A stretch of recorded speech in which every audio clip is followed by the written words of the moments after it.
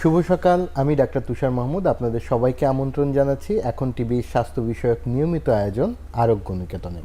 প্রতিবারের মতো আজকে আমরা কথা বলবো এমন একটি স্বাস্থ্য বিষয়ক টপিকস নিয়ে যেটা আমাদের খুব কমনলি হয়, হাঁটুর ব্যথা এবং হাঁটুর লিগামেন্ট ইনজুরি। এবং এই বিষয়ে আজকে আমাদের সাথে কথা বলতে উপস্থিত আছেন ডাক্তার দিবাকর সরকার, আর্থ্রোস্কোপি এবং স্পোর্টস মেডিসিন বিশেষজ্ঞ। শুভ সকাল ভাইয়া, কেমন আছেন? ভালো আছি, আপনাকেও শুভ সকাল। প্রথমে জানতে যাব স্যার, আমাদের হাঁটুর ব্যথা এবং হাঁটুর ইনজুরি তো খুব কমন। এটা যে শুধুমাত্র খেলাধুলাতেই হয় তা না, অনেক সময় রিক্সা থেকে নামতে গিয়ে, বাসে ওঠার সময় বা সিঁড়ি থেকে পা মুচকে যাওয়াতেও এই হাঁটুর ব্যথা হতে পারে। এইখানে কিভাবে এই সমস্যাটাকে আমরা বুঝতে পারি যে এটা লিগামেন্ট ইনজুরি হয়েছে বা এটা স্বাভাবিক হাঁটুর পা মচকানো, একটু যদি একটু বলেন। খুব ইম্পর্টেন্ট একটা প্রশ্ন যে আমার রুগীগুলো বুঝবে কিভাবে যে আমার লিগামেন্ট ইনজুরি হয়েছে। দেখুন, এটা বুঝতে গেলে আমাদের প্রথমেই জানতে হবে আমাদের হাঁটুর লিগামেন্ট আসলে জিনিসটা কি। আমাদের হাঁটু অনেকগুলা বোনসের সমন্বয়ে তৈরি, মেইনলি 3টা বোনস। এই বোনসগুলা একটা অনেকগুলা লিগামেন্টের মাধ্যমে একটা বন্ধনী সৃষ্টি করে থাকে এবং যখন লিগামেন্টগুলা স্বাভাবিক গতিতে নড়াচড়া করে তখনই কিন্তু আমাদের চলাফেরাটা স্মুথ হয়। যদি কোনো কারণে তার এই লিগামেন্ট যে সাহায্যে যে হাঁটুর মুভমেন্ট হচ্ছে সেটা কোনো কারণে বাধাগ্রস্ত হয়ে থাকে, তখনই কিন্তু লিগামেন্টের ইনজুরি হওয়ার একটা প্রবণতা থাকে। এবং সবচাইতে বেশি আপনি একটু আগেই বলছিলেন যে খেলাধুলাজনিত কারণেই কি শুধু হয়। আমারও প্রশ্ন ওই জায়গাতেই যে এটা যে যদি খেলাধুলাজনিত কারণেই হয়ে থাকে তা নয়, তবে প্রধানত এটা হয়ে থাকে খেলাধুলাজনিত কারণে। তাছাড়া আরও কিছু কিছু কারণ এখন আমরা পেয়ে থাকি, যেমন রোড ট্রাফিক অ্যাক্সিডেন্ট। যখন রোড ট্রাফিক অ্যাক্সিডেন্টের ফলে হাঁটুতে আঘাতপ্রাপ্ত হয় সেক্ষেত্রে কিন্তু লিগামেন্ট ইনজুরি হতে পারে। অনেক সময় উপর থেকে পড়ে যাওয়া কিংবা কখনো কখনো খুব অল্প ক্ষেত্রে নিচ থেকে উপরে উঠতে গেলেও কিন্তু হাঁটুর লিগামেন্টে ইনজুরি হয়। এই সমস্ত কন্ডিশনে যখন লিগামেন্ট ইনজুরি হয় সেটা আসলে কিন্তু রোগী প্রথমেই বুঝতে পারে না যে তার লিগামেন্ট ইনজুরি হয়েছে। এক্ষেত্রে কিছু লক্ষণ, কিছু উপসর্গ রোগীকে পরবর্তীতে বাধ্য করে লিগামেন্ট সার্জারি অথবা আর্থ্রোস্কোপিক মানে হাঁটু রোগ বিশেষজ্ঞ ডক্টরের কাছে যেতে। এই ক্ষেত্রে উপসর্গগুলো খুবই খুবই জরুরি। তাহলে উপসর্গের মধ্যে প্রথমেই তো ব্যথা একটা উপসর্গ এবং হাঁটু ভাঁজ করতে না পারা বা হাঁটু ফুলে যাওয়া, এই উপসর্গ ছাড়া আর কিভাবে বুঝবে যে আমার হাঁটুর লিগামেন্ট ছিঁড়েছে বা অন্য কোনো সমস্যা হয়েছে? এক্স্যাক্টলি, এই প্রশ্নের উত্তরটা হচ্ছে আমাদের দেশে যখন কোথাও কোনো আঘাতপ্রাপ্ত হয়, সেটা খেলাধুলাজনিত কারণেই হোক কিংবা অ্যাক্সিডেন্ট অথবা পড়ে যাওয়া, আমাদের প্রথম এবং সেটা সবচেয়ে বেশি আগে করে থাকে নিকটস্থ কোনো ডাক্তারের কাছে যাওয়া। এক্ষেত্রে ইতিহাস অর্থাৎ রুগীর হিস্ট্রি কিন্তু খুব ইম্পর্টেন্ট লিগামেন্ট ইনজুরির সাথে। আমাদের কাছে যখন রুগীগুলা আসে তখন রুগীগুলা প্রথমে কয়েকটা প্রশ্ন করে আমরা নির্ণয় করার চেষ্টা করি যে তার লিগামেন্ট ইনজুরি হয়েছে কিনা। এখানে প্রতিটা প্রশ্নের সাথে একটা করে লিগামেন্ট ইনজুরির একটা সংস্পর্শ রয়েছে। প্রশ্নটা খুব কমন, যেমন আপনি যখন খেলতে গিয়ে অথবা পড়ে গিয়ে আঘাত পেলেন, আপনি কি একা একা উঠতে পেরেছিলেন কিনা, খেলা কন্টিনিউ করতে পেরেছিলেন কিনা, কিংবা আপনি একা একা কোনো সাপোর্ট ছাড়া আপনার জায়গা বা বাসায় বা রুমে যেতে পেরেছিলেন কিনা। এই প্রশ্নের সাথে একটা কিন্তু লিগামেন্টের সংস্পর্শ রয়েছে। দ্বিতীয়ত হচ্ছে আপনার হাঁটু ফুলে গিয়েছে কিনা। এখানে প্রথমত লিগামেন্ট ইনজুরি যদি হয়ে থাকে কখনো কখনো সাথে সাথেই ফুলে যায়, কখনো কখনো একটু পরে, কখনো কখনো রোগী খুব কমনলি বলে, স্যার আমি সারা রাতের বেলা ঘুমিয়েছি, সকালে উঠে দেখে অনেক ফুলে গেছে। তবে প্রথম পর্যায়ে যখন রোগীগুলা যেখানেই আঘাতপ্রাপ্ত হোক, প্রাথমিকভাবে আমরা ডাক্তাররা রোগীর একটা এক্সরে করে আগে নির্ণয় করার চেষ্টা করি যে রোগীর কোনো ফ্র্যাকচার আছে কিনা, মানে হাড়ের কোনো প্রবলেম আছে কিনা। এক্ষেত্রে যখন রোগীরা আমাদের কাছে হাঁটু ব্যথা ফোলা নিয়ে আসে তখন আমরা সিমটোমেটিক ট্রিটমেন্ট অর্থাৎ ওই মোমেন্টে রোগীর এই কমপ্লেইনগুলো কমার জন্য যে পদ্ধতিগুলো অবলম্বন করা প্রয়োজন সেটা অবলম্বন করি। যেমন রোগীর যদি ব্যথা থাকে তাহলে কিছু ব্যথার ওষুধ প্রয়োগ করি। কখনো কখনো রোগীর যদি খুব বেশি ফুলে যায় অথবা হাঁটতে কষ্ট হয়, প্লাস্টার অথবা ব্রেস ইউজ করি। এটা নর্মালি করা হয় 3 থেকে 4 সপ্তাহ। লিগামেন্ট ইনজুরি হলে ম্যাক্সিমাম রোগী কিন্তু আসে এই সময়টা পার করার পরে। কি হয়, যখন রোগী প্রথম পর্যায়ে আঘাতপ্রাপ্ত হওয়ার ফলে হাঁটুতে ব্যথা হচ্ছিল, হাঁটতে পারছিল না, আমরা প্লাস্টার অথবা ব্রেস দিয়েছি কিংবা ওষুধ দিয়েছি, রোগী 3 থেকে 4 সপ্তাহ পরে মোটামুটি তার যে সাময়িক উপসর্গগুলো ছিল সেগুলো চলে যায়। প্রবলেম শুরু হয় এই 3 থেকে 4 সপ্তাহ পর থেকে। যখন সে হাঁটতে শুরু করে এই ক্ষেত্রে কিন্তু রোগীগুলো অনেক সময় বলে যে স্যার আমার হাঁটু ঘুরে যায়। এটা খুব কমন কমপ্লেন। দ্বিতীয় যে কমপ্লেনটা নিয়ে রোগীরা খুব মারাত্মক প্যানিক অথবা ভয় পেয়ে যায় সেটা হচ্ছে হাঁটুর ওপরে ম্যাক্সিমাম ক্ষেত্রে, কোনো ক্ষেত্রে হাঁটুর নিচের মাংসপেশি শুকিয়ে যেতে শুরু করে। তৃতীয় যেটা কমন কিছু লক্ষণ নিয়ে আসে যে হাঁটতে গেলে স্যার হাঁটু আমার লক হয়ে যায়, হাঁটতে গেলে হাঁটু আটকে যাচ্ছে, তখন আর কিছুক্ষণ পরে আবার হাঁটু জায়গা মতো বা চলে আসছে অথবা পজিশনে আসছে, হাঁটতে পারছে। এই 3টা কমপ্লেন মেইনলি আসে। কোনো ক্ষেত্রে সিঁড়ি দিয়ে উঠতে নামতে গেলে ব্যথা হতে পারে কিংবা নিচে বসে নামাজ পড়তে গেলে ব্যথা হতে পারে। এই সমস্ত উপসর্গগুলো নিয়েই মেইনলি রোগীগুলা পরবর্তীতে কিন্তু আমাদের কাছে আসে। তাহলে স্যার 2টা ভাগে আমরা যদি ভাগ করে নিতে চাই, যে হাঁটুর সমস্যা হলে অ্যাকুইট কেসে যেটা সাধারণত একদম অর্থোপেডিশিয়ান বা স্পোর্টস মেডিসিন স্পেশালিস্টের কাছে আসছে না, কিন্তু পরবর্তীতে ক্রনিক কেসে বা আমি যদি বলি একটা ইন্টারমিডিয়েট টাইম পার করে যখন তার এই হাঁটুর কার্যক্ষমতাটা কিছুটা কম্প্রোমাইজড হচ্ছে, অর্থাৎ হাঁটু দিয়ে যারা খেলাধুলা করতেন বা হাঁটতে সিঁড়িতে চলাফেরাতে এই যে পায়ের কন্ট্রোলটা থাকছে না বা পাটা মাঝে মাঝে লক হয়ে যাচ্ছে, তখন বেসিক্যালি এই যে অপারেশনের প্রয়োজনীয়তার দিকে অর্থোপেডিশিয়ানের কাছে আসছে। সেটা আমি পরে আসব, কিন্তু প্রথম ধাপে আমি আপনার কাছ থেকে জানতে চাই যে ধরেন অর্থোপেডিশিয়ানের কাছে আসলেন না, কিন্তু এই যে হাঁটুর যে একটা ইনজুরি হলো, অ্যাকুইট ক্ষেত্রে কি করলে এই রুগীটা তার হাঁটুর একটু প্রিভেনশন করতে পারলো ফার্দার ড্যামেজ হওয়ার ক্ষেত্রে? হাঁটু হঠাৎ করে ফুলে গেল বা হঠাৎ ড্যামেজ হলেই যে পায়ের যে প্রাথমিকভাবে কি স্টেপ নিলে সে নিজের হাঁটুকে একটু নিরাপদ রাখতে পারে? খুব ইম্পর্টেন্ট প্রশ্ন। আমাদের দেশে নর্মালি যারা একটু বাহিরে থাকে, গ্রাম লেভেলে কিংবা উপজেলা লেভেলে, প্রাথমিকভাবেই কিন্তু অনেক রোগী ডাক্তারের কাছে যেতে চায় না। একটা ভ্রান্ত ধারণা আছে ডাক্তারের কাছে গেলেই আমার অনেক কিছু ইকোনমিক্যাল একটা বার্ডেন হয়ে দাঁড়াবে, অনেক পরীক্ষা নিরীক্ষা আসবে, কিন্তু পক্ষান্তরে কিন্তু এতে রোগীরা তার নিজেরই অনেক বড় সর্বনাশ ডেকে আনলো।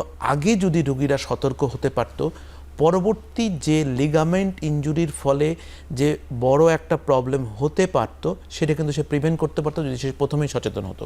যেমন প্রথম পর্যায়ে রোগীরা যখন সামান্য আঘাতপ্রাপ্ত হয়, এখানে কিন্তু যদি রোগী জানা থাকে যে তার লিগামেন্টে সামান্য আঘাত হয়েছে, একটু ফিজিওথেরাপি অথবা একটু ব্যায়াম করলে এটা ভালো হতে পারে। এটা কিন্তু ডাক্তাররা দেখে বলতে পারে। আমরা প্রথমত রোগটা নির্ণয় করে তারপরে রোগীদেরকে বলে যে বাবা তোমার এইটুকু প্রবলেম আছে, এভাবে সতর্ক থাকো, পরবর্তীতে কোনো ঝামেলা হবে না। বাট রোগী যদি এক্ষেত্রে সতর্ক না হয়, রেজিস্টার্ড কোনো অর্থোপেডিক অথবা আর্থ্রোস্কোপিক বিশেষজ্ঞের পরামর্শ গ্রহণ না করে এবং পরবর্তীতে সে একই এই সামান্য ইনজুরি নিয়ে আবার আগের মতো সে খেলাধুলা করা উইদাউট ফিজিওথেরাপি বা উইদাউট ব্যায়াম ছাড়া সে মাঠে চলে যেতে পারে, সেক্ষেত্রে কিন্তু আগের যে অল্প একটু ইনজুরি পরবর্তীতে কিন্তু সেটা পূর্ণরূপে প্রকাশ পেতে পারে।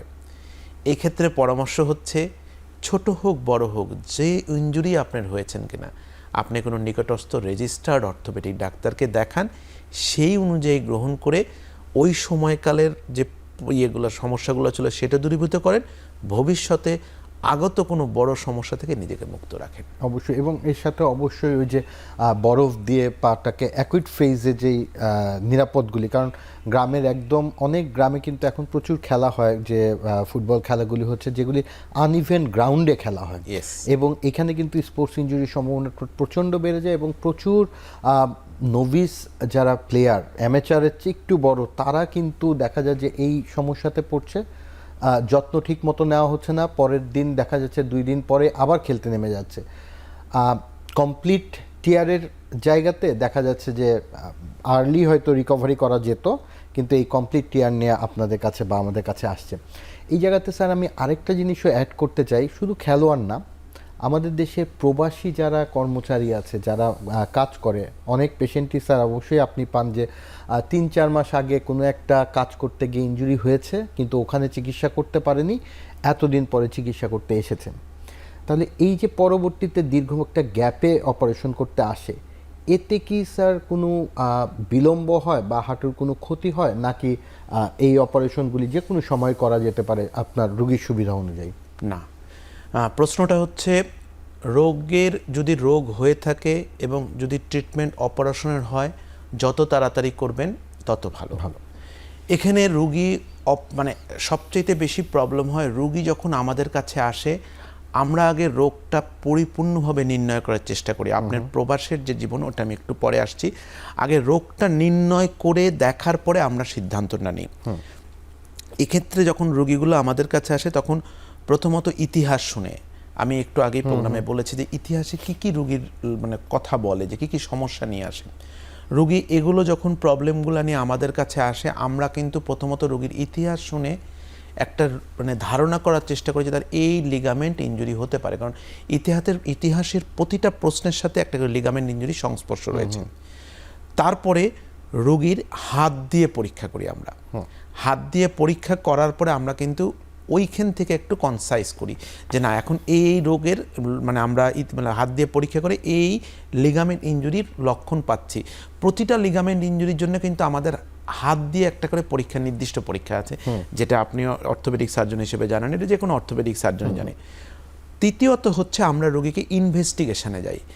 হাঁটুর লিগামেন্ট ইনজুরির ইনভেস্টিগেশন খুবই লিমিটেড। প্রথম পর্যায়ে একটা এক্স রে, যেটা ম্যাক্সিমাম রোগীদের করা থাকে। তারপরে আমরা একটা এমআরআই করতে দিই। এই এমআরআই করার পরে আমরা রোগীদেরকে নির্ণয় করি যে হ্যাঁ, তার লিগামেন্টের মাত্রাটা কতটুকু। এরপরে আসে চিকিৎসা। প্রশ্নটা হচ্ছে যে স্যার, এটা আগেই করা উচিত না পরে করা উচিত? দেখুন, অনেক লিগামেন্ট ইনজুরি আছে, বাহিরের যে মানুষজন আছে, বিশেষ করে আমাদের প্রবাসের ভাইয়েরাও কিন্তু অনেকেই আছে, বিশেষ করে যারা কাজ করতে গিয়ে আঘাত পায় এবং ওখানে যে 2-1 দিনে অনেক সময় অনেক পেশেন্ট আমি পেয়েছি, একদিন তারা ছুটি পায়, খেলতে গিয়েও আঘাত পেয়ে হাঁটুর লিগামেন্ট ইনজুরি হতে পারে। এক্ষেত্রে হাঁটুর লিগামেন্টের যখন তারা রিপোর্ট পড়ে, তখন তারা কিন্তু খুব প্যানিক হয়ে যায়। যতটা না ভয় পাওয়ার কথা, তার থেকে বেশি ভয় পায়। কারণ আমরা অর্থোপেডিক্স ডাক্তার যারা আর্থ্রোস্কোপি করি, তারা কিন্তু বেসিক্যালি রিপোর্টটা পড়ি না, তারা কিন্তু রোগীর ইতিহাস শুনে, রোগীর হাত দিয়ে পরীক্ষা করে এমআরআই ফিল্ম দেখি, ফিল্মের সাথে রোগী মিলাই। অনেক রোগী আছে যে ওখানে রিপোর্টে লেখা থাকে যে টিয়ার হয়েছে, তখন তারা অত্যন্ত প্যানিক হয়ে যায় যে আমার লিগামেন্ট ইনজুরি হয়েছে, আমার কি হবে। ঠিক তা না, এখানে রোগের মানে চিকিৎসাটা নির্ভর করছে রোগীর লক্ষণ কতটুকু তার উপরে। প্রবাসের অনেক ভাইরা আছে, আমি মেসেজ পাই যে স্যার আমার এই প্রবলেম হচ্ছে, আমি কি করব। এটা আসলে রোগীকে হাত দিয়ে পরীক্ষা না করে আমাদের পক্ষে কখনোই বলা সম্ভব না যে রোগীর এখনই অপারেশন লাগবে কিনা। তবে এটুকু নিশ্চিতভাবে বলতে পারি, অনেক রোগীর অপারেশন লাগে না। যারা পার্শিয়াল টিয়ার হয়েছে, যাদের সামান্য লক্ষণ প্রকাশ পাচ্ছে, তাদের ক্ষেত্রে কিন্তু কিছু ওষুধ, কিছু ফিজিওথেরাপি, কিছু ব্যায়াম এনাফ। এটাতেই কিন্তু রোগীগুলা অনেক ভালো হয়ে যায়। আর এক্ষেত্রে যদি রোগীর লক্ষণ প্রকাশ পায়, রোগীগুলা ফিজিওথেরাপি, ব্যায়াম বা সামান্য কিছু ওষুধ খেয়েও ভালো না হয়, এবং এটা তার প্রাত্যহিক জীবনে, প্রফেশনাল লাইফে, তার দৈনন্দিন জীবনে বাধার সৃষ্টি করে, তখনই কিন্তু আমরা অপারেশনের চিন্তা করি। যে এই রোগীটা যেহেতু তার প্রবলেম হচ্ছে, লিগামেন্ট ইনজুরি আছে, অপারেশন ছাড়া যেগুলো পদ্ধতি সেগুলোতে সে রেসপন্স করছে না, তাহলে অপারেশনের চিন্তা করি। কোনো রোগী আছে, হ্যাঁ, আমরা কিন্তু দেখলে বুঝতে পারি যে এই রোগী ফিজিওথেরাপিতে আসবে না। যেমন তার যদি কমপ্লিট টিয়ার হয়ে যায় এবং তার গ্রস মানে সে হাঁটতে গেলেই হাঁটতে পারে না, তার মাঝে মাঝে হাঁটু লক হয়ে যায়, কখনো হাঁটুতে অনেক ব্যথা থাকে, সেক্ষেত্রে কিন্তু আমরা প্রথম থেকেই রোগীকে অপারেশনের সিদ্ধান্তটা দিই, কিন্তু সেটা রোগী দেখার পরে ডিসিশন নিতে পারি। প্রশ্নটা হচ্ছে, যদি স্যার অপারেশন না করি, চিকিৎসা না নিই, তাহলে কি প্রবলেম হতে পারে? খুবই গুরুত্বপূর্ণ একটা পর্যায়ে আমরা কথা বলছি যে লিগামেন্টের অপারেশন ছাড়াও চিকিৎসা সম্ভব কিনা। নিব ছোট্ট একটি বিরতির পরে এসে এই বিষয় নিয়ে কথা বলবো।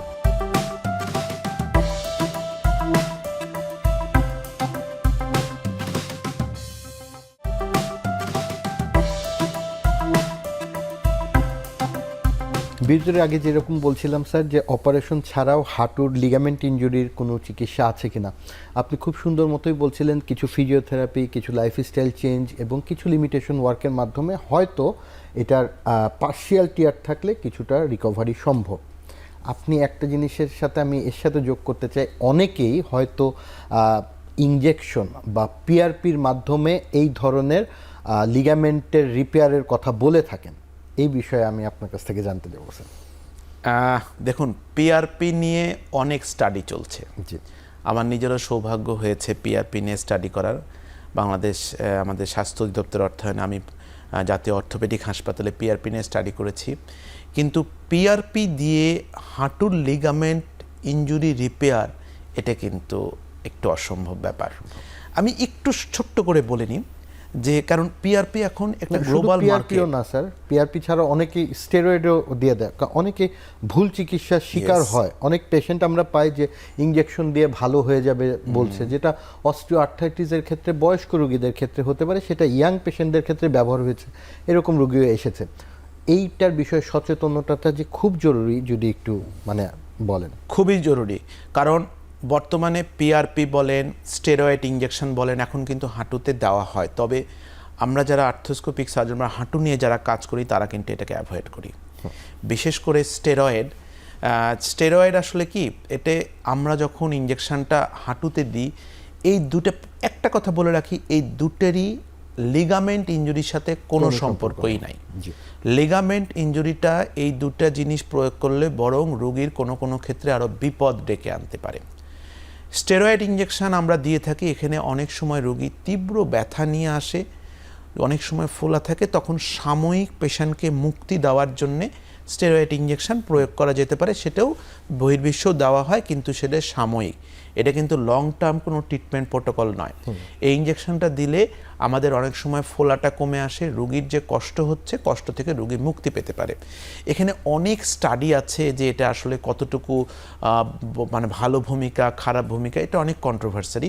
এটা কোনো কোনো রোগী ভালো থাকে, তবে ম্যাক্সিমাম ক্ষেত্রে আমরা অ্যাভয়েড করি, কারণ এটা অনেক সময় দেখা যাচ্ছে হাঁটুর ক্ষয়ের মাত্রাটা কোনো কোনো সময় বেড়ে যায়, আবার অনেক সময় স্টেরয়েড যে কার্যক্ষমতা ধীরে ধীরে কমতে শুরু করে। কোনো কোনো রোগী একটা ইনজেকশন দিল, দেখা গেল 1 বছর, 2 বছর, 3 বছর ভালো থাকলো, গ্র্যাজুয়ালি আবার আসলো, আবার দিল, ধীরে ধীরে কিন্তু কমতে থাকে। এটা গেল স্টেরয়েড ইনজেকশনের ক্ষেত্রে। এটা শুধুমাত্র অস্টিও আর্থ্রাইটিসের ক্ষেত্রে, অর্থাৎ যখন হাঁটু ক্ষয় হয় তখন, এবং সেটা বয়স অ্যাডভান্স স্টেজে না। আর লিগামেন্ট ইনজুরির সাথে পিআরপি নিয়ে যে কথাটা বলা হচ্ছে, এটা আসলে কোনো বৈজ্ঞানিক তথ্য বা প্রমাণ এখনও কিন্তু গবেষণাধীন। যে দেখুন, আমরা সাধারণ মানুষ কি চাই, আমি নিজেও যখন একজন পেশেন্ট হিসেবে যাই, আমি কিন্তু অপারেশনের কথা বললে বিরক্ত হব, যে না আমি অপারেশন করতে চাই না, অল্টারনেটিভ কি আছে সেটা দেখেন। আমরাও কিন্তু অ্যাজ এ পেশেন্ট আমিও তাই চাই, অল্টারনেটিভটা আগে নিতে চাই, কারণ অপারেশন ডেফিনেটলি আমাদের দেশে কাটাছেঁড়া কে চায়, এবং আমরাও চাই এটার অল্টারনেটিভ আসুক। কিন্তু এখন পর্যন্ত লিগামেন্ট ইনজুরির অল্টারনেটিভ সার্জারি কিছু আসেনি। হ্যাঁ, সার্জারির আধুনিকায়ন হয়েছে, আগে যে কাটাছিঁড়া করে অপারেশন করা হতো এখন সম্পূর্ণ এটা ভুল। এখন আমরা সম্পূর্ণ মেশিনের মাধ্যমে করে থাকি, অনলি 2টা ফুটো করে একদিন হাসপাতালে রাখি, এতে রোগীগুলোর আউটকামও যেমন ভালো হয়, খরচও কমে আসে, ইনফেকশনের প্রবণতাও কমে আসে। এখন প্রশ্ন হচ্ছে স্যার অপারেশনের বিকল্প কি? দেখুন, যে রোগীর অপারেশন করতে হবে তার অপারেশনের বিকল্প অপারেশন, কিন্তু অপারেশনের ছাড়া কিছু কিছু পদ্ধতি আছে যেগুলো অ্যাপ্লাই করা যেতে পারে, যেটা আমি একটু আগে বলেছি, ব্যায়াম, ফিজিওথেরাপি, কোনো কোনো ক্ষেত্রে মেডিসিন। পিআরপি একটু বলে নিই, কারণ এখন বর্তমান বিশ্বে গ্লোবাল একটা মার্কেট, পিআরপির একটা বিশাল মার্কেট আছে, কিন্তু সেটা মেইনলি অস্টিও আর্থ্রাইটিস বা হাঁটুর ক্ষয় রোগের ক্ষেত্রে। তাও হাঁটুর ক্ষয় যদি প্রথম দিকে হয়, অর্থাৎ স্টেজ 1, স্টেজ 2, হাঁটুতে তো অনেকগুলো ক্ষয়ের মাত্রা আছে, যখন প্রথমের দিকে ক্ষয় হয় স্টেজ 1 না স্টেজ 2, তখন পিআরপি কিছুটা ভূমিকা রাখতে পারে। তাও এটা হচ্ছে একটা ডিজেনারেটিভ প্রসেস, হাঁটুর ক্ষয়টা মানে হাঁটু বয়স্কজনিত কারণে ক্ষয় হচ্ছে। পিআরপি দিলে আমরা যে গতিতে হাঁটু ক্ষয়টা হচ্ছে সেটাকে একটু স্টপ করতে পারি, একটু হোল্ড করতে পারি, একটু স্লো ডাউন করতে পারি। কিন্তু পিআরপির ক্ষেত্রে এই হাঁটুর লিগামেন্ট ইনজুরিতে আসলে ওরকম কোনো বৈজ্ঞানিক এখনও হয়নি, তবে এটা নিয়ে গবেষণা চলছে। আশা করি ভালো কিছু হলে আমরাও সেটাকে অ্যাকসেপ্ট করব। তবে পিআরপি যেটা হচ্ছে আমাদের দেহ থেকে রক্ত নিয়ে সেই রক্ত একটা যন্ত্রের মাধ্যমে প্রক্রিয়া করে সেই রক্তের নির্যাসটা আমাদের জয়েন্টের মধ্যে দিয়ে দেওয়া। এখন এই যত পিআরপি অর্থাৎ প্লাটলেট রিচ প্লাজমা, অর্থাৎ আমাদের রক্তের যে নিঃশ্বাস সেটা প্লাজমা বলে, ওর মধ্যে যে প্লাটলেট থাকে এই প্লাটলেটের মধ্যে কিছু গ্রোথ ফ্যাক্টর থাকে। আপনি খুব সহজ ভাষায় আমাদের যখন হাত কেটে যায় বা কোথাও কোনো কেটে যায় আমাদের কিন্তু ওটা অটোমেটিক্যালি জোড়া লেগে যাচ্ছে, অর্থাৎ যে চামড়া কেটে গিয়েছিল আবার চামড়া তৈরি হচ্ছে, অর্থাৎ এই তৈরি হওয়ার কিছু ফ্যাক্টর আমাদের রক্তে রয়ে গেছে অলরেডি, তারাই ওই চামড়াটাকে কেটে গেলে মাংস কেটে গেলে জোড়া লাগাই দিচ্ছে। ঠিক এই বৈজ্ঞানিক ব্যাখ্যার উপর চিন্তা করেই ওই ফ্যাক্টরটাকে আমরা বের করেছি বিজ্ঞানীরা। প্লাটলেটের মধ্যে ওই ফ্যাক্টরগুলো থাকে, গ্রোথ ফ্যাক্টর বলে। যখন আমাদের কাটলেস মানে আমাদের এসিএল বা মিনিসকাস ছিঁড়ে যায় তখন আমরা চেষ্টা করি ওই ফ্যাক্টরগুলো দিয়ে ওটাকে রিপেয়ার করা, কিন্তু এটা এখনও আসলে প্রক্রিয়াধীন রয়েছে, গবেষণাধীন রয়েছে। এখনও কোনো কনক্রিট সিদ্ধান্তে আসা যায়নি যে পিআরপি দিলে লিগামেন্ট একদম ভালো হয়ে যায়। তবে যদি ভালো হয় এটা সবচেয়ে খুশি আমরাই হব। না, কিন্তু অবশ্যই আপনি যে কথাটা বললেন যে মিনিসকাস বা আমার হচ্ছে গিয়ে কার্টিলেজের যে লেয়ারগুলি আছে হাড়ের দুই মাথা, সেটার হয়তো প্রিভেনশন কিছু হতে পারে, কিন্তু অবশ্যই এখন পর্যন্ত লিগামেন্ট জোড়া লাগছে এরকম কোনো সায়েন্টিফিক প্রমাণ বা এটা নাই যে ইনজেকশনের মাধ্যমে সেটা হবে। অবশ্যই এটা আমি আপনার মাধ্যমে জানাতে চাই এই ভুল ধারণা। এখন স্যার আসছে আমি যে বললাম যে অপারেশন ছাড়া কিছুটা প্রিভেনশন করতে পারি। এবার অপারেশনের কথা বললেন, জাস্ট 2টা ফুটার মাধ্যমে অপারেশনটা করা হয়। এই জায়গাতে আবার আরেকটা জিনিস থাকে, গ্রাফটিং কিভাবে কোথা থেকে, আমি যেহেতু এসিএলটা আমার শরীরের বাইরে থেকে না, আমার শরীরেরই একটা লিগামেন্ট তৈরি করে নেওয়া হয়, কোথা থেকে এই লিগামেন্টটা নিতে পারি স্যার? আচ্ছা, দেখুন অপারেটিভ প্রসিডিউরে আসি, যেটা হচ্ছে আমরা বর্তমানে তো খুব মানে আধুনিক যন্ত্রের মাধ্যমে খুব গর্বের সাথে বলছি যে বহির্বিশ্বে যে যন্ত্র ব্যবহার করছে আমরা ঠিক সেই মেশিনের মাধ্যমে এই লিগামেন্ট প্রতিস্থাপন করে আসছি। আর্থ্রোস্কোপি জিনিসটা কিন্তু এখনও খুব কমনলি অনেক সাধারণ মানুষ বোঝে না, কিন্তু পেটের মধ্যে যখন পিত্তথলিতে পাথর হয় অলমোস্ট গোটা বাংলাদেশের সকলেই জানে যে এখন ওটা ফুটো করে অপারেশন করা হয়, জাস্ট একটা ফুটো অপারেশন, এটা ল্যাপ্রোস্কোপিক সার্জারি বলা হয়। ঠিক তেমনি আমাদের হাঁটুর লিগামেন্টটাও কিন্তু আর্থ্রোস্কোপি মেশিনের মাধ্যমে, এটাকে আর্থ্রোস্কোপি বলা হয়, রিকনস্ট্রাকশন করা হয়। আমরা আমাদের দেহে উপরওয়ালা অনেকগুলা এক্সট্রা লিগামেন্ট দিয়ে রেখেছেন। আমাদের যখন এই লিগামেন্টগুলো ইনজুরি হয়, বিশেষ করে এসিএল এর ক্ষেত্রে, এসিএল এবং মিনিসকাসটাই কমনলি ইনজুরি হয়ে থাকে। এসিএল যখন ইনজুরি হয় এটাকে আমরা রিপেয়ার করি না, আমরা রিকনস্ট্রাকশন করি। রিকনস্ট্রাকশন মিন্স জয়েন্টের মধ্যে ওই লিগামেন্টের জায়গায় আরেকটা লিগামেন্ট একইভাবে প্রতিস্থাপন করি। আমাদের কয়েকটা লিগামেন্ট আমরা খুব কমনলি নিয়ে থাকি। সবচাইতে বেশি কমনলি নিয়ে থাকে হচ্ছে আমাদের হাঁটুতে, যেখানে আমাদের আঘাত পেয়েছে ওর নিচে আমাদের এক্সট্রা 2টা লিগামেন্ট রয়েছে, সেমিটেন্ডনাস এবং গ্যাসিলিস বলা হয়। ওই 2টা লিগামেন্ট নিয়ে আমরা এই লিগামেন্ট প্রতিস্থাপনটা করে থাকে। তাছাড়া আরও কিছু লিগামেন্ট রয়েছে, যেমন আমাদের প্যাটেলা, এটা আমাদের মেডিকেলের ভাষায় বলে প্যাটেলার টেন্ডন আছে, পেরোনিয়াস লঙ্গাস আছে, এগুলো বেশ কিছু লিগামেন্ট, অনেকগুলো লিগামেন্ট আছে, কিন্তু কমনলি আমরা সেমিটিক গ্যাসিলিস দিয়ে লিগামেন্টটা প্রতিস্থাপন করে থাকি। মানে যদি আমরা সেমিটেন্ডিনাস করি তাহলে 2টা ফুটা দিয়ে হতে পারে, হ্যাঁ, এটা এক্সট্রা কোনো কাটা লাগছে না। কিন্তু যদি পেরোনিয়াসটা করি তখন আমাদের নিচের এক্সট্রা কাটা লাগে, বা যদি প্যাটেলারটা করি তাহলে একটু লং অপারেশন লাগে। এটা প্যাটেলারটা করলে লং অপারেশন থেকে আরেকটা যেটা সবচেয়ে বেশি প্রবলেম, আমরা তো ধর্মপ্রাণ মানুষ, আমরা নামাজ পড়ি, কিন্তু প্যাটেলার লিগামেন্ট করলে যেটা পরবর্তীতে হয় যে এটা একটু আমাদের যখন স্কোয়াট করি নামাজে যাই তখন কিন্তু ব্যথা হতে পারে। এই জন্যই গোটা বিশ্বে এখন এটার থেকে আমরা সেমিটিক গ্যাসিলিসকে বেশি প্রাধান্য দিয়ে থাকি। আর মিনিসকাসের ব্যাপারে যেটা একটু বলবো যে রুগীরা এখন অনেক সচেতন, আমার ভালো লাগে। আমাদের রুগীগুলো যখন ম্যাক্সিমাম রুগী কিন্তু এসে বলে, স্যার আপনি কি করবেন আমাকে বুঝিয়ে বলেন। এটা আমরাও কিন্তু খুব শান্তি পাই যে না, রুগীদেরকে আমরা ব্লাইন্ডলি করছি না, রুগীরাও জানে।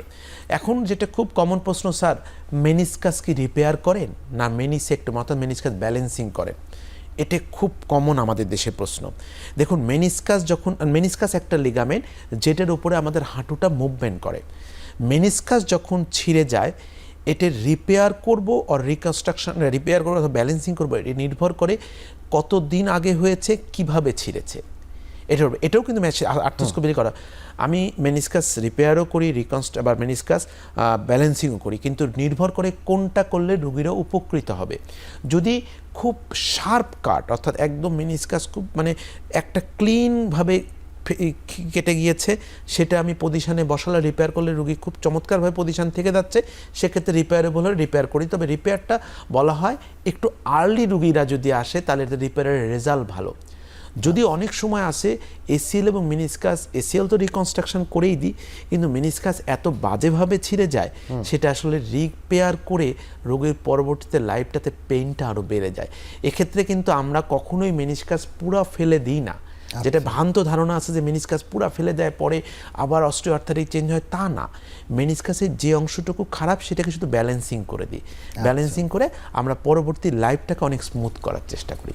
খুবই সহজে আপনি বুঝিয়ে দিলেন যে মিনিসকাসের ইনজুরিটাও রিপেয়ার এবং এই যে ব্যালেন্সিংয়ের যে কথাটা বললেন, ব্যালেন্সিংয়ের ক্ষেত্রে স্যার আমরা যদি একটা অংশ কেটে ফেলি তাহলে এই রোগীগুলির ক্ষেত্রে কি কোনো স্পেশাল লাইফস্টাইল মেনটেন করতে হবে যেন পরবর্তীতে হাড় ক্ষয়, কারণ ডেফিনেটলি আমরা জানি তার ক্ষেত্রে হাড় ক্ষয়টা বাড়বে, অনেক আগেই হবে ইয়াং একটা পেশেন্টের ক্ষেত্রে, এই জন্য কি কোনো অ্যাডভাইস থাকবে যে যেন হাড় ক্ষয়, কারণ এইরকম ক্ষেত্রে অনেকেই বলে যে একটা পিআরপি ইঞ্জেকশনটা আর্লি নিয়ে নেওয়া বা স্টেম সেল থেরাপির কথা বলে, সো কোনো পরামর্শ কি থাকবে যে তাদের ক্ষেত্রে বিশেষ লাইফস্টাইল এরকম হওয়া উচিত বা কোনো ওষুধ নেওয়া উচিত? ডেফিনেটলি। দেখুন, আমি যখন আর্থ্রোস্কোপি করি তখন রুগীদেরকে আমি একটা কথা খুব কমনলি বলে থাকি, আর্থ্রোস্কোপি করার আগের ডাক্তার আমি নিজে আপনার, কিন্তু করার পরের ডাক্তার আপনি। এই রোগীর আর্থ্রোস্কোপি তো আমি অল্প সময় ধরেন করে দিলাম, কিন্তু পরবর্তী সফলতাটা সম্পূর্ণরূপে নির্ভর করছে রোগীর উপরে। এই জন্য রোগীদেরকে অপারেশন করার আগে আমার যত রোগী আছে সকলেই জানে, আমি তাদেরকে প্রমিস করিয়ে নিই আপনার 6 মাস ব্যায়াম করতে হবে। এইটার ক্ষেত্রেই এই প্রসঙ্গটা আসছে। খুবই গুরুত্বপূর্ণ একটা কথাতে আমরা যাচ্ছি, রিহ্যাবিলিটেশন। আমরা এই বিষয়ে এখানে একটা ছোট্ট বিরতি নেব, বিরতির পরে আসছি আবার এইটা নিয়ে কথা বলতে।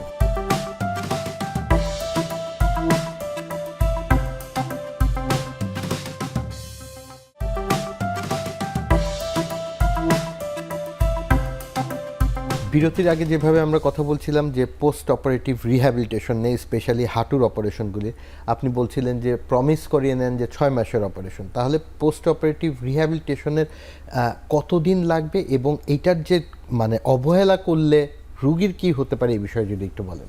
এই জন্য রুগীদেরকে বলে রাখি অপারেশনের পরের ডাক্তার আপনি নিজে, আমি না। এখানে যখন আমরা রোগীদের অপারেশন করি পরবর্তী 6 মাস, অ্যাটলিস্ট 6 মাস, আমরা রোগীদেরকে কিন্তু কমপ্লিটলি বলি যে আপনি ব্যায়াম কোনোভাবেই বাদ দেওয়া যাবে না। এক্ষেত্রে ফিজিওথেরাপির একটা বড় ভূমিকা রয়েছে। অনেক রোগী আছে যারা কিন্তু নিজে নিজে ব্যায়াম করে কমপ্লিট করতে পারে না, সেক্ষেত্রে কিন্তু ফিজিওথেরাপি আমাদেরকে খুব হেল্প করে। আমরা প্রফেশনাল থেরাপিস্টের কাছে পাঠিয়ে দিই। আমাদের দেশে এখন অনেক নি স্পেশালিস্ট যারা নেই নিয়ে কাজ করে থেরাপিস্ট হচ্ছে, তারা কিন্তু খুব ভালো করছে। এই ক্ষেত্রে আপনি যে প্রসঙ্গটা বলছিলেন যে স্যার মেনিসকাস রিপেয়ার অথবা মেনিসকাস ব্যালেন্সিং থেরাপি বা পরবর্তী ভূমিকাটা কি, রিহ্যাবিলিটেশন সকলের জন্যই সমান, বাট মেনিসকাস যখন মানে ব্যালেন্সিং আমি করি তার কিছুটা মেনিসকাস কিন্তু আমি মানে ওইখান থেকে কেটে ফেলেছি, কারণ সেটা খুব বাজেভাবে ইনজুর হয়েছিল। সেক্ষেত্রে পরবর্তীতে কিন্তু রোগীর ফিজিওথেরাপির সাথে সাথে দৈনন্দিন জীবনের অনেক পরিবর্তন আনতে হবে। যেমন রোগীকে কিন্তু তার নির্দিষ্ট ওজন এবং বয়স এবং হাইট অনুযায়ী ওয়েটটা কিন্তু নির্দিষ্ট সীমার মধ্যে রাখতে হবে, নির্দিষ্ট সীমার মধ্যে রাখতে হবে। তাকে রেগুলার মানে ব্যায়াম করতে হবে। তার হাঁটুর আশেপাশে ব্যায়াম করানোর উদ্দেশ্য হচ্ছে হাঁটুর আশেপাশে যে মাংসপেশিগুলো আছে, ফিজিওথেরাপির উদ্দেশ্য হচ্ছে, ব্যায়াম করার উদ্দেশ্য হচ্ছে মাংসপেশিগুলোকে শক্তিশালী করা। অর্থাৎ আমি খুব মানে সহজভাবে বলার চেষ্টা করি যে আপনার হাঁটুর ভিতরে আমরা নতুন একটা লিগামেন্ট প্রতিস্থাপন করেছি। এটা কিন্তু একটা নতুন জিনিস যেটা আপনার দেহ থেকেই নেওয়া হয়েছে। এবং অনেক সময় আমি মানে সাধারণ মানে দিয়ে ব্যাখ্যা করি রোগীদেরকে যে বাড়িতে যখন বিয়ে করার পরে নতুন একজন অতিথি আসে, তার কিন্তু ওই জায়গায় অ্যাডজাস্ট হতেও সময় লাগে, আশেপাশেরকে সাপোর্ট দিতে হয়। ঠিক তেমনি নতুন যে লিগামেন্ট আমরা প্রতিস্থাপন করেছি তাকে সাপোর্ট দেওয়ার জন্য আশেপাশের মাংসগুলোকে শক্তিশালী করতে হয়, নাহলে ওটা সাপোর্ট না পেলে ও কিন্তু ফেল করবে। এই জন্যেই মানে রোগীর অপারেশনের পরবর্তী 6টা মাস রোগীদেরকে খুব ভালো ব্যায়াম করতে হয়। এবং এক্ষেত্রে একটা কথা আমি বলে রাখি যে ন্যাশনাল প্লেয়ার, আমার খুব সৌভাগ্য হয়েছে জাতীয় দলের অনেক প্লেয়ারের অপারেশন করা, তারা যদি মাঠে ফিরতে পারে সাধারণ মানুষ কেন ভালো হবে না? তাই জন্যে এই ক্ষেত্রে পরামর্শ হচ্ছে হাঁটুর লিগামেন্ট ইনজুরি হয়েছে, যদি এরকম কোনো ইনফরমেশন বা এরকম কোনো লক্ষণ প্রকাশ পান, প্যানিক হবেন না। সব রোগীর অপারেশনও লাগে না। আশেপাশে কোনো রেজিস্টার্ড ডাক্তারের কাছে যান, পরামর্শ গ্রহণ করেন। অনেক রোগী আছে তো ফিজিওথেরাপি এবং ব্যায়াম করে ভালো হয়ে যাচ্ছে। ইভেন যদি অপারেশন বাই চান্স লাগে তাহলে তো ন্যাশনাল প্লেয়াররা খেলতে পারে, আপনি সাধারণ মানুষ কেন স্বাভাবিকভাবে হাঁটতে পারবেন না? অবশ্যই, কিন্তু এখানে আমি একটু অ্যাড করে নিতে চাই, কিন্তু যদি লিগামেন্টটা পুরোপুরি ছিঁড়েছে কিনা সেটা কিন্তু ওই যে আপনি বলেছিলেন ইনভেস্টিগেশনের মাধ্যমে জানতে হবে, এবং একজন রেজিস্টার অর্থোপেডিশিয়ানই এটাকে আপনাকে বলবে যে অপারেশন লাগবে কিনা। যদি অপারেশন লাগবে বলে থাকে তাহলে সেক্ষেত্রে কিন্তু অ্যাকচুয়ালি ফিজিওথেরাপিতে কাজ সবসময় হবে না। আমি এইখানেই স্যার আরেকটা বিষয় নিয়ে আসতে চাই, যে এই যে লিগামেন্ট ইনজুরির ক্ষেত্রে রিহ্যাবিলিটেশন বললেন আপনি 6 মাস ব্যায়াম করতে হবে, আমি এখানে আরেকটু সাপ্লিমেন্ট করে দিই, 3 থেকে 4 মাস কিন্তু ব্যথা নিয়ে ব্যায়াম করতে হবে। আরাম করে ব্যায়াম করে, অনেকেই ভাবে যে আমার এই ব্যায়ামটা করতে গেলে ব্যথা লাগতেছে, আমি আর করব না, একটু কমিয়ে দিব, তখন কিন্তু আবার ওই রিহ্যাবিলিটেশনটা ফেল করে। সো 4 থেকে 6 মাস ব্যথা থাকবে, সেই ব্যথা নিয়েই ব্যায়ামটা করতে হবে। এবং অপারেশনটা সহজ, 2 দিনের অপারেশন শেষ হয়ে যাবে, কিন্তু তারপরে 6 মাস কিন্তু ব্যথাটা সহ্য করেই এই ব্যায়ামটা করতে হবে, তাহলেই আমরা বেস্ট আউটকাম পাবো। আমরা আবার স্যার আপনার কাছে একটু অ্যাড করতে চাবো, এই যে অপারেশন করে ফেলছি আমরা, অপারেশনের সময় কিন্তু আমরা এখানে একটা স্ক্রুও লাগিয়ে দিই। অনেকের প্রশ্ন থাকে এটা, স্ক্রু ছাড়া কি আমি অপারেশনটা করতে পারি কিনা? অনেক সময় দেখা যায় যে আধুনিক ইয়েতে 2 পাশেই ছোট ছোট ইয়ে দিয়ে, সেরকম একটা প্রশ্ন অনেক প্লেয়ারদের মনেই থাকে, এটা আপনার কাছে একটু জানতে চাচ্ছি। এটা বোথ সাইড বাটন বলে। জি, এটা আসলে কি বর্তমানে তো টেকনোলজি তো ডে বাই ডে ডেভেলপ করছে। বর্তমানে আমরাও বিভিন্ন সময় দেশে এবং বিদেশে গিয়ে নতুন টেকনোলজির সাথে নিজেকে অ্যাকাস্টম করছি, এবং রোগীগুলা কিন্তু নিউ টেকনোলজিকে অ্যাপ্লাই করে ভালো হচ্ছে। আপনি যে প্রশ্নটা করছেন স্যার, টেকনোলজির কোনো ডিফারেন্স আছে কিনা? ডেফিনেটলি আছে। আগে যেমন ধরেন অনেক আগে যখন করা হতো, যখন আমরা স্টুডেন্ট, তখন দেখতাম 2 সাইডে স্ক্রু দেওয়া হতো, ইভেন উপরে টাইটেনিয়াম স্ক্রু মানে স্টেইনলেস স্টিলের স্ক্রু ব্যবহার করা হতো। গ্র্যাজুয়ালি কিন্তু এখান থেকে এখন ধীরে ধীরে সরে আসা থেকে উপরে অ্যাডজাস্টেবল লুপ অথবা ফিক্সড লুপ, নিচে স্ক্রু দেওয়া হলো, স্ক্রু চেঞ্জ হয়ে গেল। স্ক্রু যেটা আসলো পরবর্তীতে বায়ো স্ক্রু বলে। বায়ো স্ক্রু মিনস যেটা হচ্ছে মানে হাড়ের স্ক্রু, অর্থাৎ এই স্ক্রুটা কোনো সময় তার এমআরআইতেও প্রবলেম হবে না, ভবিষ্যতে এই স্ক্রুটা হাড় হয়ে যাবে, লিগামেন্টের সাথে কোনো রকম তার রিয়াকশন হবে না। এখন আরও কিছু টেকনোলজি আসছে, যেমন বোথ সাইডেড ফ্লিপড, মানে আমাদের হচ্ছে ডিস্ক দেওয়া হয়, উপরেও মানে বাটন, নিচের ডিস্ক, এটাও টেকনোলজি চলে আসছে। এবং প্রতিটা জিনিসেরই কিছু প্লাস মাইনাস দিক আছে, এবং যখন এটা আসলে ক্রাইটেরিয়ার উপর ডিপেন্ড করে যে আমি কোন রোগীকে কী দিব। অনেক সময় খেলোয়াড় যখন আসে তখন কিন্তু দেখেন আমাদের টার্গেটই থাকে আমি রোগীকে কীভাবে মাঠে ফিরাবো, যত তাড়াতাড়ি সময় মাঠে ফিরাবো। এটার কিছু টেকনিক ইউজ করি। এক্ষেত্রে আমি কোন টেকনোলজি ইউজ করব এটার উপরও কিন্তু বোনসের কোয়ালিটি, রোগীর লেন্থ আমি কতটুকু পাচ্ছি, টেন্ডন কতটুকু পাচ্ছি, রোগী কতটুকু তাড়াতাড়ি আউটকাম করতে চায়, রোগীর ভিতরে অস্টিওআর্থ্রাইটিক চেঞ্জ আছে কিনা, এগুলো অনেক ফ্যাক্টরের উপর ডিপেন্ড করে। তবে আমরা সব টেকনোলজি ইউজ করছি, যেটা বেস্ট হবে রোগীর জন্য সেটাই অ্যাপ্লাই করি আমরা। অনেক ধন্যবাদ। আমি এখানে আরেকটু জানতে চাই, এই যে আমরা বিভিন্ন রকম অপারেশন করে দিচ্ছি, কিন্তু অনেক সময় দেখা যায় যে অপারেশনটা খুব নিখুঁতভাবে করার পরও ফেল হইতে পারে। যেমন আগের ন্যাচারাল যে এসিএলটা ছিল সেটা যেরকম ছিঁড়ে যেতে পারে, অনেক সময় দেখা যেতে পারে যে আর্টিফিশিয়াল লিগামেন্টটা লাগানো হলো এটারও ছিঁড়ে যায়, কারণ এটারও কিন্তু যে টেনসিল মানে ক্যাপাসিটি সেটাও কিন্তু বয়সের সাথে সাথে কমতে থাকে। এই বিষয়ে যদি একটু বলেন যে অপারেশন করা লাগলেও কি সেম প্রসিডিউরের মধ্যে যেতে হয়, নাকি বিশেষ কোনো পদ্ধতির মাধ্যমে অ্যাডভান্স হওয়া লাগে? না, এখানে যখন আমরা ধরেন অপারেশন করা হয়েছে সেটাকে রিভিশনের প্রশ্ন চলে আসে, যে রোগী আবার ইনজুরি হলো, হ্যাঁ হতে পারে, রিভিশন সার্জারিও আমরা করছি। বাট যেটা হয় যে রোগী যখন অপারেশনের পরে রিভিশন সার্জারি খুব কম করা হয়, কারণ একবার যখন রোগী ইনজুরি হয় তখন কিন্তু রোগী কিন্তু জেনে যায় যে তার কীভাবে চললে তার ইনজুরিটা প্রিভেন্ট করতে পারবে। সাধারণত ন্যাশনাল যারা প্লেয়ার বা অনেক উঁচু লেভেলের যারা খেলোয়াড় তাদের ক্ষেত্রে সেকেন্ড টাইম ইনজুরি হয় এবং তারও রিভিশন সার্জারি আছে, সে রিভিশন করেও কিন্তু আবার খেলায় ব্যাক করতে পারে। তবে এক্ষেত্রে পরামর্শ হচ্ছে যেটাই করেন আপনাকে নিজে সতর্ক থাকতে হবে। হাঁটুর লিগামেন্ট প্রতিস্থাপন করার পরের ডাক্তার আপনি নিজে, সুতরাং এক্ষেত্রে আপনার নিজের ফিজিওথেরাপি এবং ব্যায়ামের উপরে সর্বোচ্চটা দিতে হবে পরবর্তী আউটকামটা ফুললি পাওয়ার জন্য। খুবই সুন্দর মতো সহজে বুঝিয়ে দিলেন। এই বিষয় নিয়ে আরেকটু ডিটেলস কথা বলবো, নিব ছোট্ট একটি বিরতি।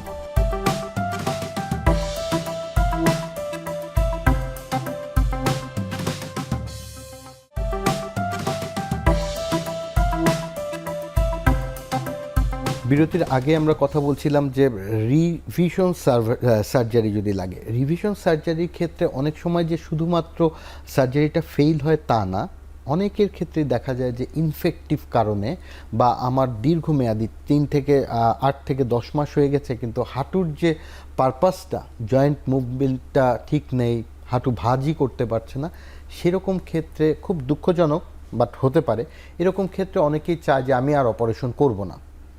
এইটা থেকে বের হয়ে আসার উপায় কি বা সচেতনতা কি করা উচিত?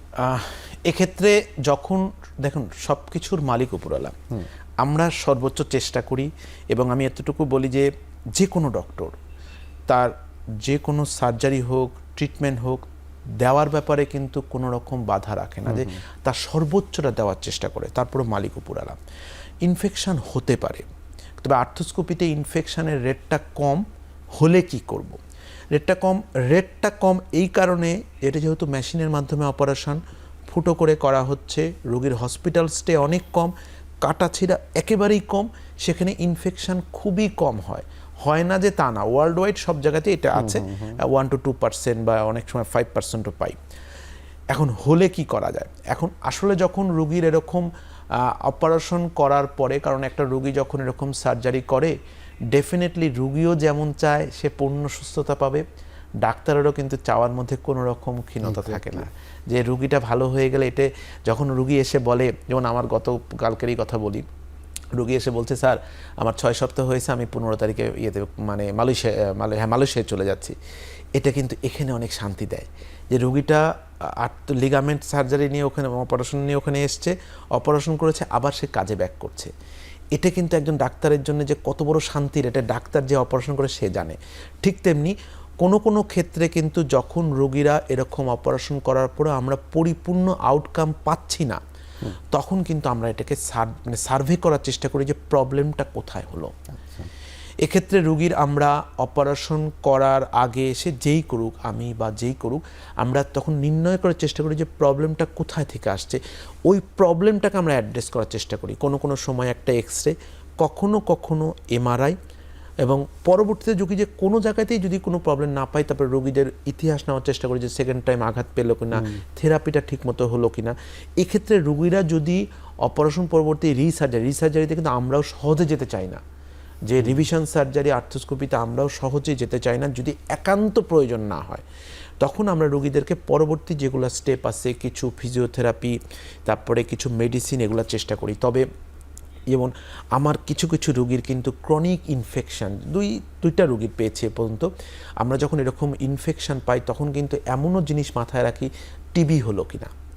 এক্ষেত্রে কিন্তু আমাদের দেশে, আমাদের এই সাবকন্টিনেন্টে কিন্তু টিবি আমরা পাই, এবং অনেক সময় আমরা এরকম হলে তখন আমরা টিবি চিন্তা করি এবং সেই অনুযায়ী টিবি অথবা ক্রনিক ইনফেকশন হয়েছে কিনা ওই অনুযায়ী অ্যাড্রেস করে সেই অনুযায়ী চিকিৎসাটা দেওয়ার চেষ্টা করি। খুবই সুন্দর। আমরা একদম লাস্টের দিকে আছি, এই জায়গাতে আমি স্যার জানতে চাবো, কিছুদিন আগেও কিন্তু একটা ছিল যে হাঁটুর ইনজুরি, স্পেশালি খেলোয়াড়দের ক্ষেত্রে, যে কোনো রকম হাঁটুর ইনজুরি হলেই আমরা দেশের বাইরে গিয়ে একটা অপারেশন বা চিকিৎসার একটা পরামর্শ নিতাম। এখন তো বাংলাদেশের সব কিছু মানে বিশেষ করে হাঁটু এবং অন্যান্য জয়েন্টের অপারেশন খুব ভালোভাবে হয় এবং খুব ভালো সেন্টার আছে। বাইরের কি এমন কোনো অপশন আছে যেটার জন্য এখনও যাওয়ার প্রয়োজন বাইরে চিকিৎসার জন্য? না, এটার একটাই উত্তর, আমরা খুব গর্ব সহকারে বলি, আমরা বহির্বিশ্বের যে যন্ত্রের মাধ্যমে অপারেশন করা হয় আমরাও ঠিক সেই যন্ত্রের মাধ্যমে বাংলাদেশে অপারেশন করি, এবং এই সফলতার হারও অনেক ভালো। আমার অনেক দেশে ট্রেনিং নেওয়ার সুযোগ হয়েছে বিশ্বের। আর্থোস্কোপিক্যালি আমি ওই সব দেশের সাথে আমার দেশের ডিফারেন্সটা খুঁজে বের করার চেষ্টা করি। ডিফারেন্স আর কিছুই না, আমাদের মেন্টালিটি, কিছু টেকনোলজিক্যাল সাপোর্ট, আর হেলথ ইন্স্যুরেন্স ওদের অবভিয়াসলি ওদের হেলথ ইন্স্যুরেন্সটা অনেক ভ্যালু থাকে, কিন্তু এছাড়া কিন্তু টেকনোলজি বলেন বা আমাদের যে কাজের যে ইয়েটা মানে পজিশন বা আমরা যেভাবে কাজ করি ঠিক সেম পজিশনে ওরাও কাজ করে। এই জন্য আমি বলবো এটার জন্য বাহিরে যাওয়ার কোনো প্রয়োজন নেই। আমরাই এখন বর্তমানে খুব গর্ব সহকারে আমাদের দেশের খেলোয়াড় থেকে শুরু করে সাধারণ জনগণের সকলের লিগামেন্ট সার্জারি করছি এবং ম্যাক্সিমামই ভালোও হচ্ছে। তবে এই লিগামেন্ট সার্জারির পরে আমি কিন্তু একটা কথা আপনাকে বলেছি, পরবর্তী ডাক্তার রোগী নিজে, অর্থাৎ পরবর্তীতে কিন্তু অনেকবার ফলো আপে আসতে হয়। আমাদের প্রতিটা 3 থেকে 4 সপ্তাহ পর পর আমাদের কিন্তু প্রোটোকল চেঞ্জ হয়। তার পায়ের অবস্থা বুঝে তার লিগামেন্ট সার্জারি করার পরে তার পা কতটুকু ইমপ্রুভ করছে, তারপর আমি পরবর্তী স্টেজে চলে যাচ্ছি। এক্ষেত্রে কিন্তু দেখেন রোগীকে কতবার আমাদের ডাক্তারের কাছে অনেকবার ফলো আপে আসতে হয়। যখন একটা রোগী দেশের বাহিরে যায় তখন কিন্তু রোগীটার ফলো আপটা বেশ ডিফিকাল্ট হয়ে যায়। এক্ষেত্রে কিন্তু আমি ওই জন্যই বলি যে আপনারা মানে আমাদের উপর আস্থা রাখতে পারেন। আমরা সবসময় চেষ্টা করি স্বল্প সময়ে স্বল্প খরচে সর্বোচ্চ সেবাটা দেওয়ার। আর একটা এই প্রসঙ্গে আমি একটু বলি, দেখুন আমি একজন ক্ষুদ্র ডক্টর, আমি আমার দেশকে ভালোবাসি, আমি আমার দেশকে আমার কর্মের মাধ্যমে কিছু দিতে চাই। যখন একটা রোগীকে আমি বাহিরে যাওয়া ঠেকাতে পারি, সেটা যেভাবেই হোক, সে কোনোভাবে কাউন্সিল হয়ে আমার কাছে ওটি করে, আমি মনে করি এটা আমার দেশপ্রেম। আমি আমার দেশের টাকা ডলার করে অন্য দেশে গিয়ে যে দিয়ে আসলো, এটা কিন্তু আমার দেশের ডলার ট্রান্সফার হলো। আমি যদি তার কিছু ডলার আমাদের দেশে রাখতে পারি, এইটা আমার দেশপ্রেম। আমি ডলার ট্রান্সফার ঠেকাতে পেরেছি। তাই আমি এই অনুষ্ঠানের মাধ্যমে সাধারণ জনগণকে বলবো, আপনারা আমাদের কাছে দেখাতে পারেন, আসতে পারেন, আমরা আমাদের সর্বোচ্চটা দেওয়ার চেষ্টা করি। আর আমি পার্সোনালি একজন ক্ষুদ্র ডক্টর হিসেবে এইভাবে আমার দেশপ্রেমটাকে প্রকাশ করতে চাই। অনেক অনেক ধন্যবাদ স্যার আমাদের সাথে আপনার এক্সপিরিয়েন্স শেয়ার করার জন্য। এবং এই জায়গাতেই আমি একটু বলতে চাই যে হাঁটুর অপারেশনগুলির ক্ষেত্রে আমাদের দেশে কিন্তু এখন অনেক অনেক প্লেয়ার ন্যাশনাল লেভেলে বিভিন্ন ক্ষেত্রে ব্যাডমিন্টন, হকি, কাবাডি সব জায়গাতে, ইভেন ক্রিকেট, ফুটবলেও ন্যাশনাল লেভেলে অনেক প্লেয়াররা খেলছে যারা কিন্তু বাংলাদেশ থেকে হাঁটুর লিগামেন্টের অপারেশন করেছেন এবং সাকসেসফুলি রিহ্যাবিলিটেশন করতে মাধ্যমে আমরা কিন্তু মাঠে ফিরিয়েছি। সো এই ভরসাটুকু আপনারাই দিয়েছেন আমাদেরকে, এই জন্য অনেক অনেক ধন্যবাদ। এবং ডেফিনেটলি আমরা চাই যে বাংলাদেশটা একটা হাঁটুর যে ব্যথাগুলি সেগুলিকে রিকভারি করে ফেলবে খুব সহজে।